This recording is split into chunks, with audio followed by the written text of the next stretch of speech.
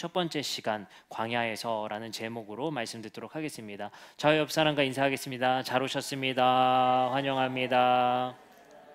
네, 한 번 더 인사합시다. 주님의 이름으로 축복합니다. 네, 감사합니다.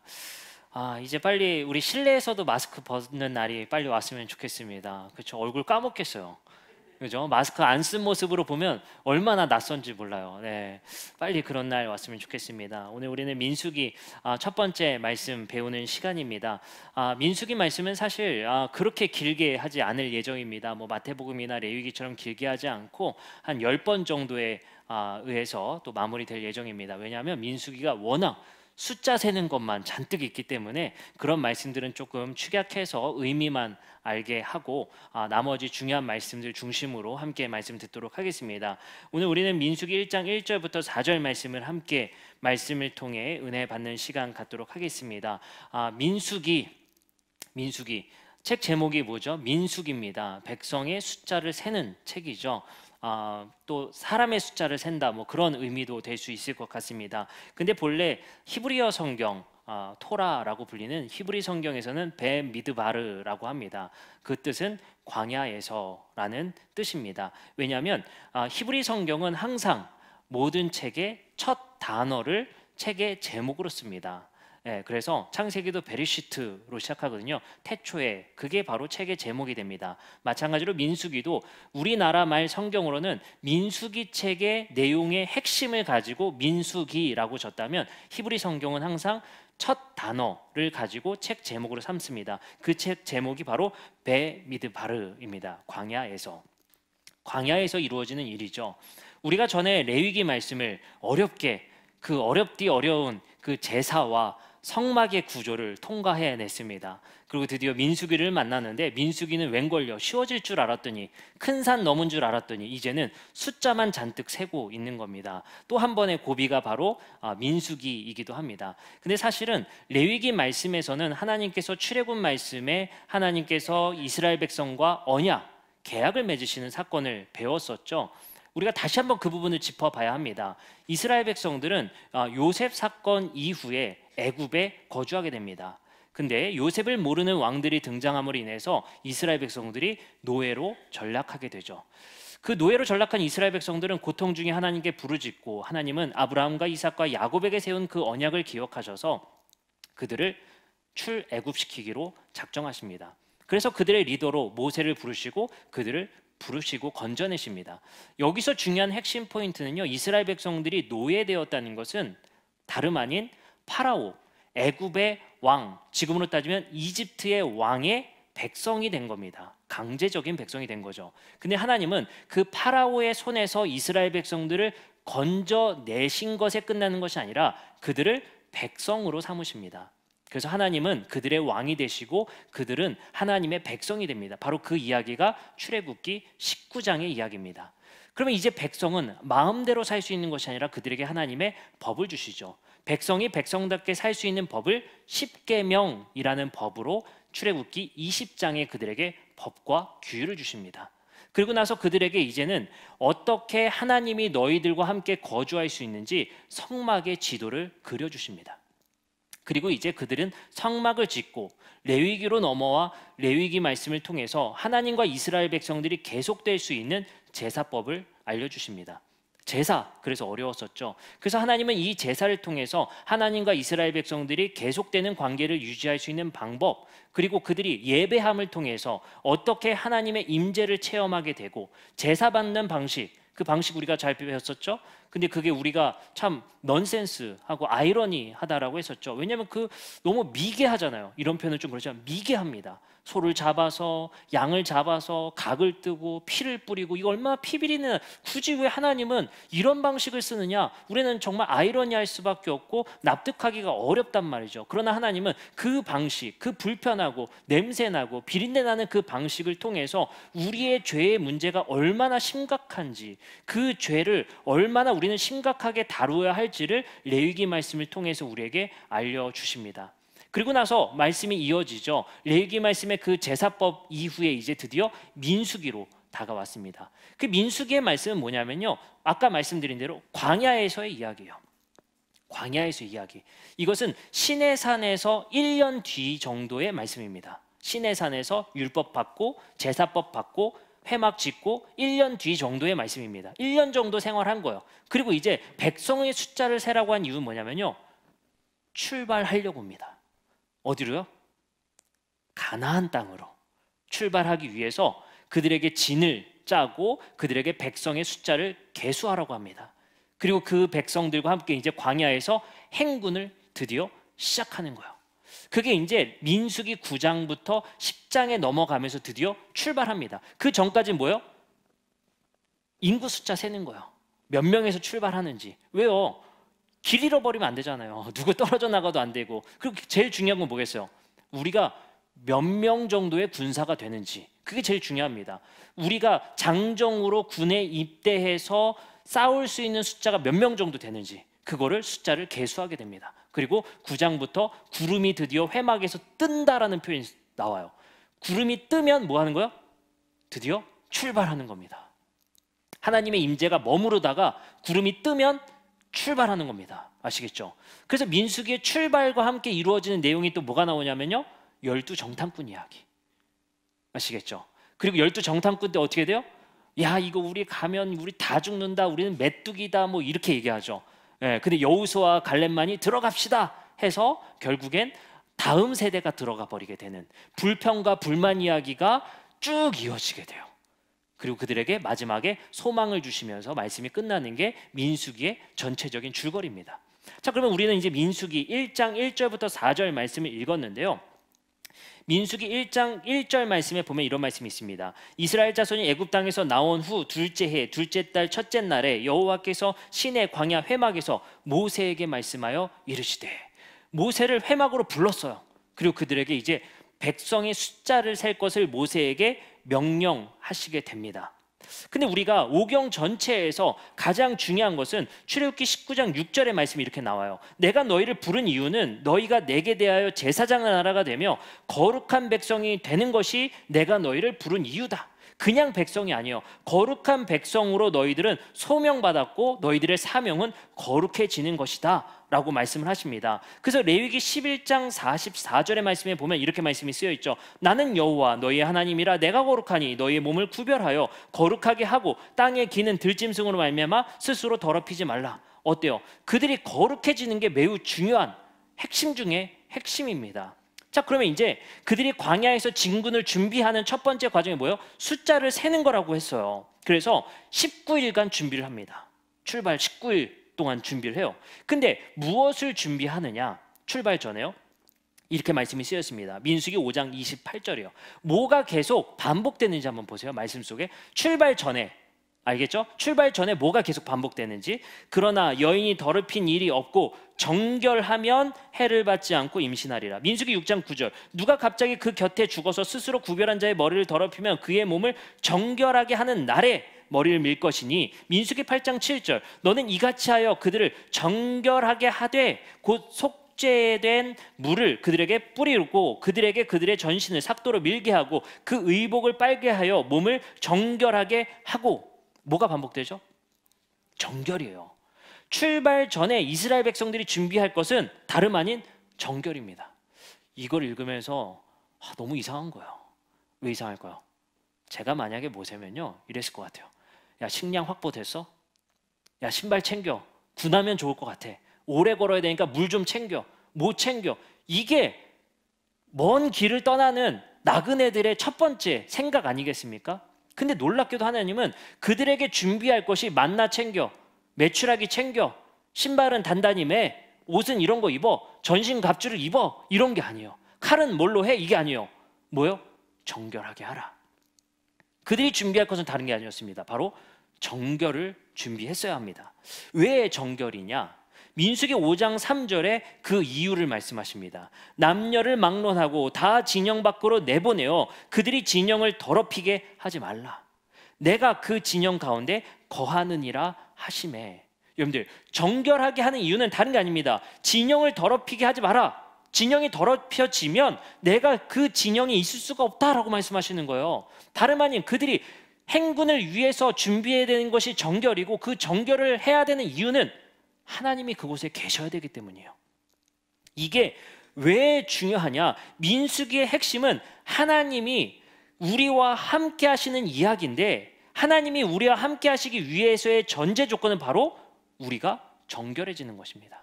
그럼 여기서 우리는 민수기의 핵심이 벌써 끝나버렸어. 뭔데 끝났을까요? 하나님은 광야에서 이스라엘과 함께 하신다. 그게 핵심이에요. 근데 놀랍게도 하나님이 이스라엘 백성들과 함께 하신다는 그 주제 속에서 하나님이 우리와 함께 하시려면 우리가 준비할 것은 정결이라는 거예요. 다른 것도 아니라 세상의 어떤 가치도 아니고 다른 어떤 전쟁을 위한 준비도 아니고 단지 우리는 하나님이 우리와 함께 하시는지가 중요하다는 것이 민수기의 핵심이라는 것입니다. 이것은 우리의 인생에 대입해서도 마찬가지인 것 같습니다. 많은 거시적인 관점에서 우리가 미래에 대한 관점에서도 두려움이 있기 때문에 미리미리 준비해야 될 것 많죠. 고민해야 될 것 많죠. 그리고 우리가 미리 확보해야 될 것 많죠. 그러나 하나님께서 우리에게 말씀하시는 것은 그 무엇보다 먼저 준비해야 될 것은 내가 너와 함께하는 것이다. 이게 바로 우리가 가장 먼저 준비해야 되고 가장 중심적으로 생각해야 되는 것이 바로 하나님이 우리와 함께 하시는 것. 그리고 그 하나님이 우리와 함께 하시기 위해서 우리의 시작은 바로 정결이다 라고 말씀하시는 겁니다. 그럼 우리는 어떻게 정결할 수 있을까요? 레위기 16장 14절에서는 정결하게 하는 방법에 대해서 이렇게 설명합니다. 그래서 우리는 레위기를 먼저 배우고 민수기를 배워야 되는 이유가 하나님이 정결한 곳에 계시기 때문에 우리는 정결해야 되고, 레위기는 정결할 수 있는 방법을 가르치는 책이거든요. 아시겠죠? 그렇기 때문에 하나님은 계속 아까도 말씀드렸죠. 출애굽기에 너희를 부른 소명이 뭐야? 거룩한 백성이 되라는 거예요. 근데 하나님은 우리의 거룩에 관심이 그렇게 왜 이렇게 많아요? 너무 함께하고 계시는 거예요. 하나님은 거의 스토커 수준이죠. 집착 수준이에요. 너무 같이 계시고 싶고 너무 함께하고 싶은 거예요.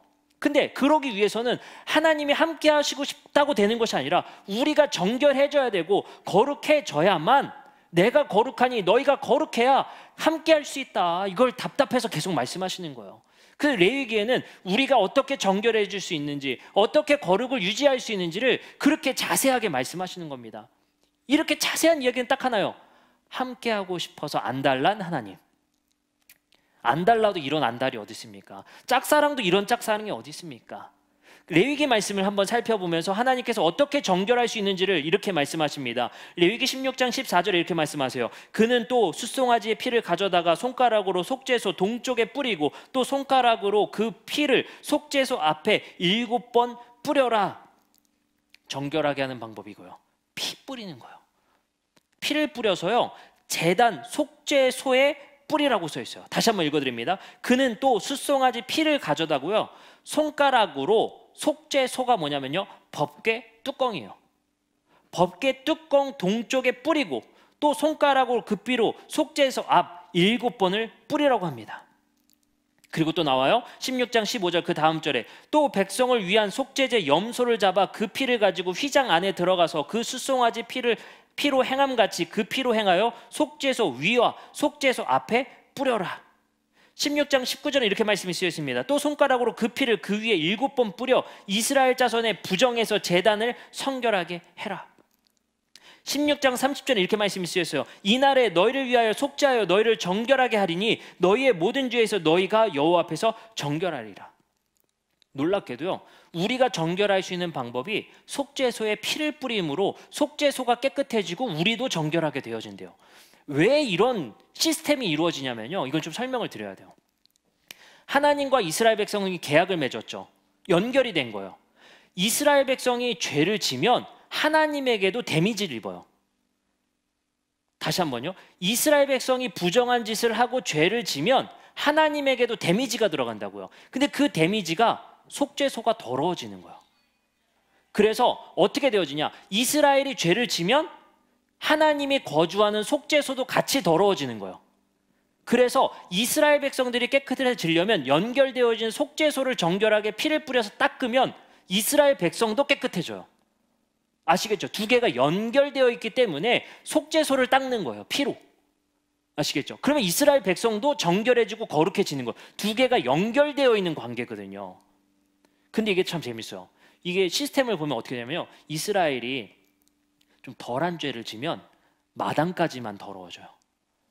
근데 모든 백성이 심각한 죄를 짓고 제사장이 심각한 죄를 짓죠. 가장 깊은 속죄소까지 더러워지는 거예요. 그 더러워진 데미지도 더 커집니다. 이스라엘 백성들의 범죄의 크기에 따라서 두 개가 연결되어 있는 거예요. 그래서 왜 속죄소에 피를 뿌려요? 그 짓을 왜 해요? 연결되어 있기 때문에 그래요.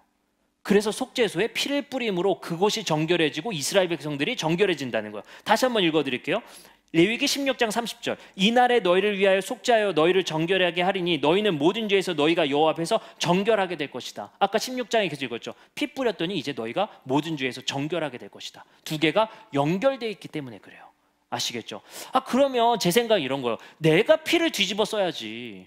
저기다 피를 뿌렸는데 왜 내가 깨끗해져? 연결되어 있기 때문에 그런 거예요. 아시겠죠? 자, 근데 놀랍게도 로마서 3장 24절에서 25절에 이런 말씀이 등장합니다. 이거 신약 성경에 이렇게 등장해요. 그리스도 예수 안에 있는 속량으로 말미암아 하나님의 은혜로 값없이 의롭다 하심을 얻은 자가 되었느니라. 이 예수를 하나님이 그의 피로써 믿음으로 말미암는 화목제물로 세우셨다.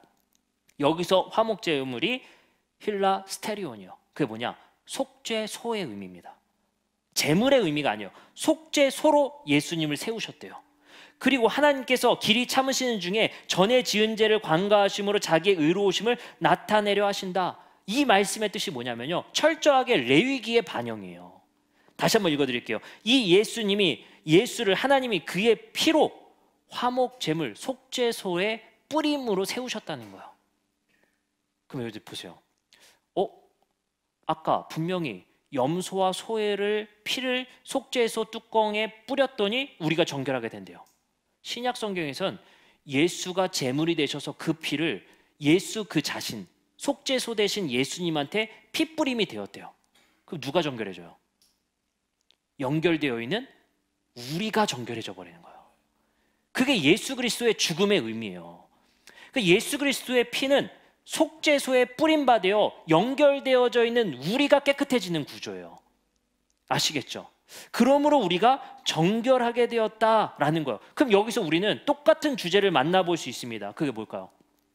하나님은요, 자신의 아들 예수 그리스도를 세우셔서 그가 속죄소 되시고 그가 피가 되셔서 속죄소 되시는 자신에게 피뿌림이 되어서 우리를 정결케 하시기 위해 예수를 내어주셨다는 거예요.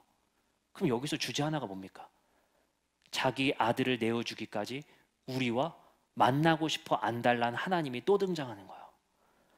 너무 우리와 만나고 싶고 관계하고 싶어서 자신의 아들을 보내셔서 피뿌림 되셔서 속죄소 되셔서 뭐 하시기 위한 거예요?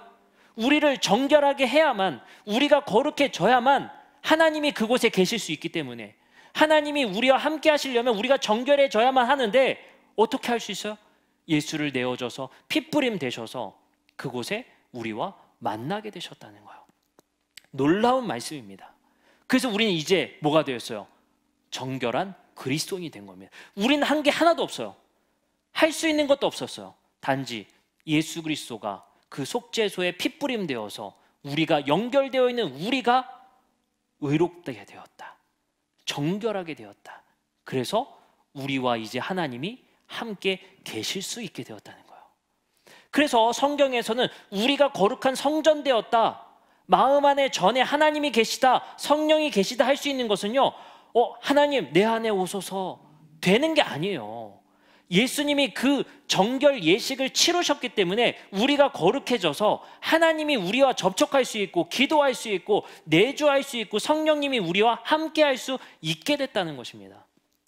그러면 이제 우리는 이 정결을 유지할 수 있는 방법이 무엇이냐는 거예요. 계속 정결해야 하나님께서 우리와 계속 함께 하실 수 있을 거 아니에요. 놀랍게도 그 방법은 이웃 사랑입니다. 레위기 19장 9절부터 10절의 말씀에 보면 내가 거룩하니 너희도 거룩해져라 라고 말씀하시고, 너희가 그 거룩을 계속해서 유지하는 방법으로 피 뿌림도 아니요 물 뿌림도 아니요 세례도 아니요 이렇게 말씀하십니다. 너희가 너희 땅에서 곡식을 거둘 때에 나는 반 모퉁이까지 다 거두지 말고 내 떨어진 이삭도 줍지 말며 내 포도원의 열매를 다 따지 말며 내 포도원에 떨어진 열매도 줍지 말고 가난한 사람과 거류민을 위하여 버려두라. 나는 너희 하나님 여호와이니라. 이게 너무 놀라운 거예요. 왜냐하면 아니 하나님이 속죄소에 피 뿌려서 우리를 거룩하게 하셨는데 이제 우리가 그 거룩을 유지하는 방법이 뭐래요? 맨날 목욕하거나 기름 바르거나 뭐 하는 예식이 아니에요. 포도 다 따지 마. 이삭 다 줍지 마. 가난한 사람과 거류민을 위해서 남겨둬라. 그게 너희의 왕의 뜻이다라고 말씀하세요. 너무 놀라운 거예요. 아니 저는 당연히 상상 속엔 이렇게 생각할 것 같거든요. 내가 너희와 함께하기 위해서 너희는 계속 예배하라, 기도하라, 종교 예식을 하라 이렇게 말씀하실 줄 알았더니 일상에서 너희가 남길 수 있는 것을 남겨라. 그것이 하나님의 뜻이다 말씀하시는 거예요. 이게 우리에게 너무 간질간질한 거예요. 왜요? 예수님도 이렇게 말씀하시거든요.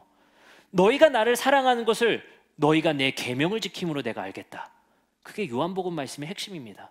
근데 너희가 내 계명 지킴으로 내가 너희가 나를 사랑하는지 알겠다는 그 계명이 뭐예요? 이웃을 사랑하는 거예요.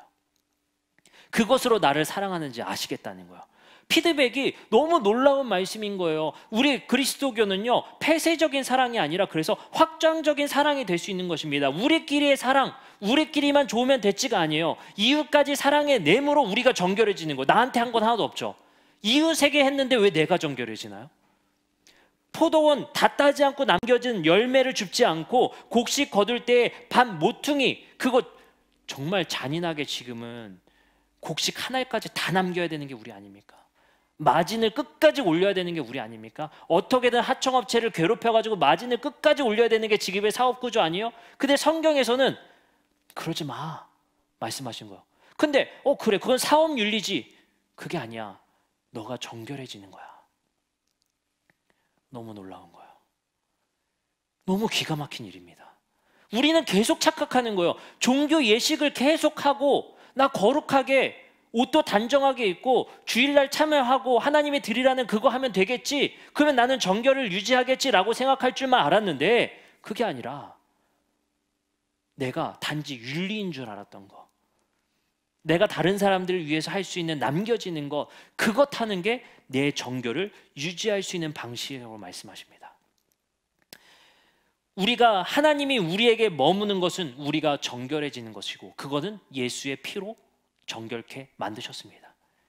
이제 우리의 정결을 유지하고 거룩한 백성으로 살아가는 것은 우리가 이웃을 사랑하고 포용하고 그들을 위해서 우리의 것을 다 거두지 않는 삶이 바로 우리의 정결, 하나님이 우리 안에 계속 거주할 수 있는 방식이라는 거예요.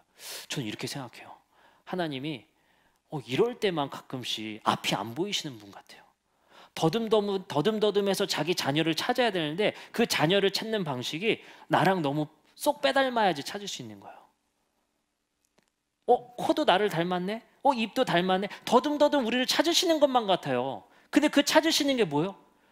하나님의 속성을 우리가 닮아가는 그 모습을 더듬더듬 찾으시는 것 같습니다. 이거 내 아들 맞구나. 너 정결한 애 맞구나. 내 아들 맞구나. 너 거룩한 애 맞구나. 너 이거 행동하는 거 보니 내 백성 맞구나. 이렇게 찾으시는 하나님이신 거예요. 그래서 에베소서 5장 1절부터 5절에 이렇게 말씀이 쓰여 있죠. 그러므로 사랑을 받는 자녀같이 너희는 하나님을 본받는 자가 되라. 그것이 바로 정결한 백성들의 모습이고 그래야 하나님이 우리와 함께 거주하는 것이 되기 때문입니다. 그리스도께서 너희를 사랑하신 것 같이 너희도 사랑 가운데서 행하라. 그는 우리를 위하여 자신을 버리사 향기로운 제물과 희생 제물로 하나님께 드리셨느니라. 음행과 온갖 더러운 것과 탐욕은 너희 중에서 그 이름조차 부르지 말라. 이는 성도에게 마땅한 바니라. 누추함과 어리석은 말이나 희롱이나 말이 마땅치 아니하니 오히려 감사하는 말을 하라. 너희는 정녕 이것을 알거니와 음행하는 자나 더러운 자나 탐하는 자나 곧 우상 숭배하는 자 다 그리스도와 하나님의 나라에서 기업을 얻지 못하리니. 이런 말씀을 우리에게 주신 이유가 무엇입니까? 하나님의 열렬한 사랑이 느껴지는 거예요. 너희 해라. 이게 짜증나죠. 뭐 좀 해라. 하지 마라. 아니 왜 이렇게 간섭해요? 근데 그걸 넘어서 생각해 보면 절절한 하나님의 사랑이 보이는 거예요. 그걸 하게끔 하시려고 그렇게 애쓰시고 잔소리하시고 간섭하신 이유가 너무 함께 계시고 싶어서. 그게 우리가 백성다움이고 정결한 모습이고 거룩해져야만 하나님이 그곳에 계실 수 있기 때문에. 하나님은 우리와 절절히 함께 계시고 싶어 하시는 분이다. 이것이 바로 민수기의 핵심입니다. 근데 그 짝사랑은 오래가지 못하죠. 이스라엘 백성들은 계속 하나님 버리고 떠나려고 그래요. 애굽에 있었으면 좋았을 뻔했다. 우리에게도 왕을 세워달라. 그 절절한 짝사랑에 배신하는 이스라엘 백성들을 보게 됩니다. 저 이스라엘 백성들 저 꼴통 아니야? 그게 우리예요. 그게 베드로입니다. 그게 우리의 모습이에요. 십자가에 못 박아라 말했던 사람들은 바로 다름 아닌 우리입니다. 예수님의 사랑은 우리는 성찬식에서 볼 수 있다고 했죠. 원하고 원하였다. 누구와 식사하는 걸요? 가룟 유다와 시몬 베드로와 마지막 날 그토록 식사하기를 원하고 원하였다. 그 절절한 사랑을 말씀을 통해 우리는 느끼시고 체험되어야 합니다. 끝까지 부인하려는 우리의 모습과 하나님을 떠나 십자가에 못 박아라 외치는 그 부인하는 배교적인 모습 속에 예수님과 하나님은 여전히 원하고 원하였다. 그 끈질긴 사랑. 그래서 우리는 그 하나님 신뢰하고 살아볼 수 있는 것 같아요. 세상에서 제일 못 믿는 건 내 자신인 것 같습니다. 내 자신이 얼마나 컨트롤이 안 되는지 몰라요. 정말 내 생각조차도 컨트롤이 안 되고 내가 생각하는 거 내가 멈추고 싶어도 멈출 수 없는 게 내 자신입니다. 그 우리 스스로 알 수 있죠. 그리고 우리는 이런 말 많이 합니다. 내가 왜 그랬지? 이 말의 고백 자체가 뭐겠습니까? 우리 스스로가 제어가 안 되는 거예요. 나 자신도 컨트롤 안 되는데 나를 어떻게 믿습니까? 나 잘할 수 있다고 다짐하는 거, 하나님 부인하지 않겠다고 오늘 또 기도하고 다짐하는 거 어떻게 믿을 수 있습니까? 우리를 믿을 수가 없어요. 그러나 하나님을 믿을 수 있는 것입니다. 그래도 우리를 버리시지 않는다. 하나님은 신실하시다. 그것이 바로 민수기가 우리에게 주시는 은혜입니다. 백성 숫자 세어라. 근데 숫자 믿고 나아가던 이스라엘 백성들의 패망 가운데 숫자가 아니라 내가 너와 함께하는 게 전부 아니겠냐 말씀하시는 겁니다. 여러분들 앞으로 남은 인생을 위해서 우리의 짐바구니에 무엇을 챙겼습니까? 마지막 인생으로 가는 그 마지막 철로 역정과 같은 그 여정 속에 무엇을 배낭에 챙기셨습니까? 우리의 정결 속에 하나님 한 분이면 충분하다라고 그래서 고백하는 것 같습니다. 그래서 우리의 여정 속에 우리의 숫자를 믿고 가는 것이 아니고 우리 교인의 숫자를 믿고 가는 것도 아니고 교회의 세를 믿고 가는 것도 아니고 이곳에 하나님이 계시는가, 그것이 우리가 점검해야 될 중요한 핵심 가치가 아닐까 생각됩니다. 오늘 말씀을 마칩니다. 오늘 말씀을 통해서 우리가 이 정결을 그리고 이 거룩의 삶을 살아냄을 통해서 하나님과 함께하는 삶, 하나님과 동행하는 삶을 통해 우리 안에 하나님이 계시고 하나님과 함께하는 그 삶을 통해 이웃에게 평화가, 하나님을 본받고 하나님을 모방하는 삶을 통해서 세상에 평화와 사랑이 이루어지기를 간절히 기대합니다. 이제 우리 함께 찬양하고 기도하는 시간 갖도록 하겠습니다.